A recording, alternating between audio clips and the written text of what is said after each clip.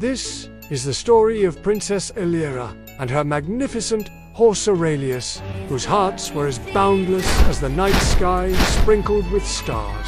Every evening, after the royal ball gowns and the endless rounds of etiquette lessons, Elira would escape to the stables. There, amidst the hay and the gentle moos of the stable ponies, she would slip into her riding habit, mount Aurelius, and soar into the velvet canvas above as the guardian of the most magnificent being the universe had ever known. Aurelius wasn't just her heart. He was her secret, her only escape from the suffocating grasp of royal life. Together, they'd fly above planets and oceans, through rain and rainbows, past comets and shooting stars. They'd race with the wind, their laughter echoing in the silent expanse of space, their bond unbreakable, their friendship everlasting. One evening, as they glided over a shimmering aurora ridge between galaxies, Elira spotted something unusual, a fiery comet that seemed to have halted its celestial journey. Intrigued, she urged Aurelius forward. As they drew closer, they saw a sight that took their breath away. Emerging from the comet was a young man clad in armor that glittered like stardust, his eyes as captivating as the storm-tossed ocean, and a smile that could make the stars themselves blush. "Greetings," boomed the young man, his voice resonating with power and kindness. "My name is Ethan, Prince of the neighboring galaxy of Noctis." He bowed to Elira, extending a hand. "I bring greetings from my father, the king, and I must apologize for this unorthodox visit." Elira, usually quick with a witty reply, found herself speechless. The sight of the gallant young prince, his armor shimmering like 1,000 fallen stars, had left her momentarily stunned. "Don't fret, princess," Ethan said with a chuckle, noticing her surprised expression. "It's not often that one comes across such a magnificent creature."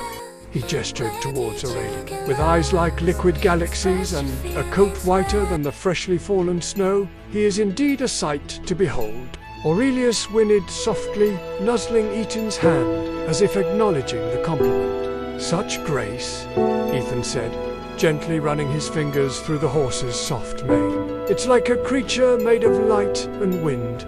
You're really lucky, princess." Elira, shaken from her reverie, managed a smile. "No, we are lucky. He chose me, and I chose him."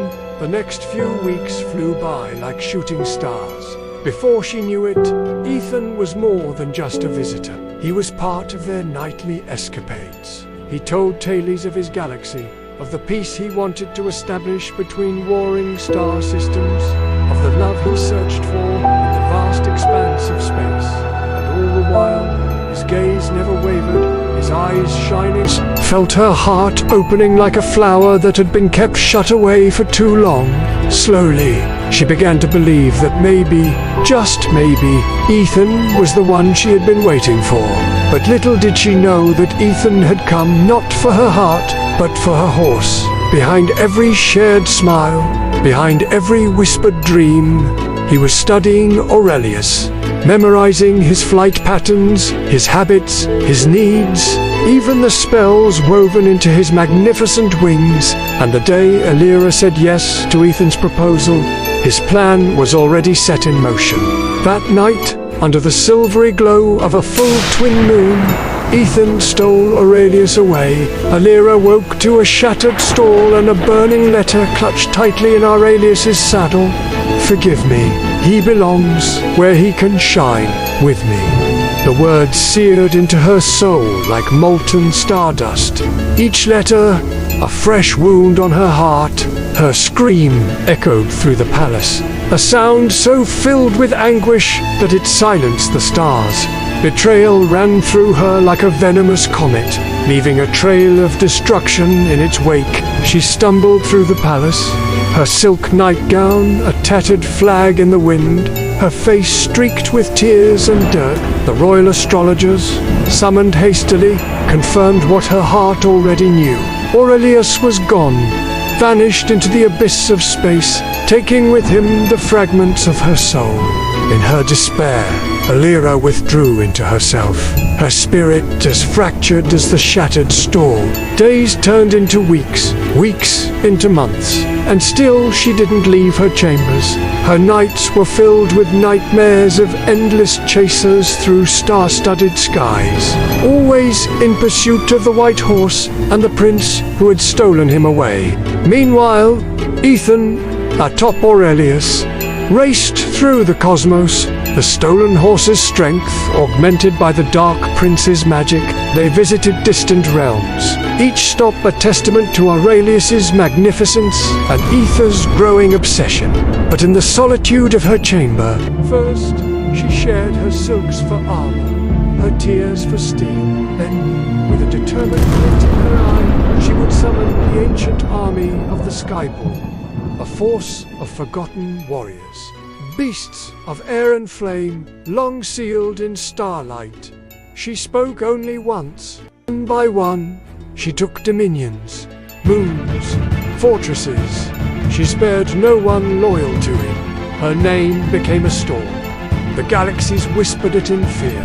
But Aurelius, the magnificent horse, was nowhere to be found. Years passed. She became the High Queen of the celestial realms, ruler of half the universe. But her eyes still searched. She conquered planets, not for power, but for clues, and none came, so she went further, beyond known space, into forbidden voids. There, in the heart of oblivion, she discovered the nexus of forgotten universes, a place where time collapsed and stars screamed in silence.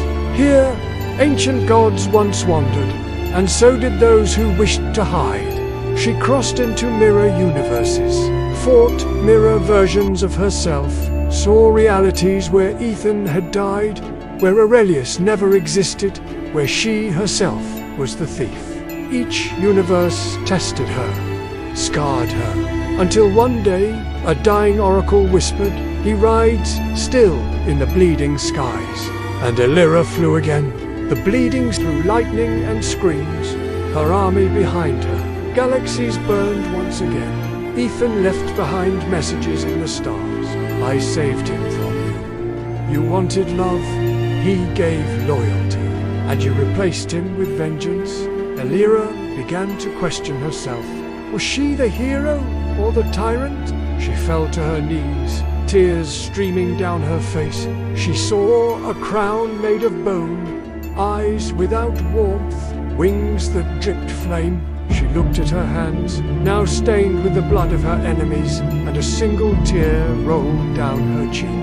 And the mirror answered back, "To find him, find you first." Elira abandoned war, disbanded her army. She healed planets she had scorched, asked forgiveness. She found survivors, gave them hope. She opened the vault of creation and released lost stars back to life. As she healed others, she healed herself. In her sleep, she dreamt of Aurelius again, not chained, not stolen, but flying free. One morning, as light pierced the crystal palace she had built from silence, she heard a sound, a familiar beat, the rhythm of wings. Aurelius landed, and behind him, Ethan. No crown, no armor, just him. "He missed you," Ethan whispered. "So did I." Elira looked into Aurelius's eyes. He nudged her gently, and the universe finally stilled. She forgave him and herself. Together, the three flew again, over stars, through love, beyond vengeance, and peace ruled the universe once more.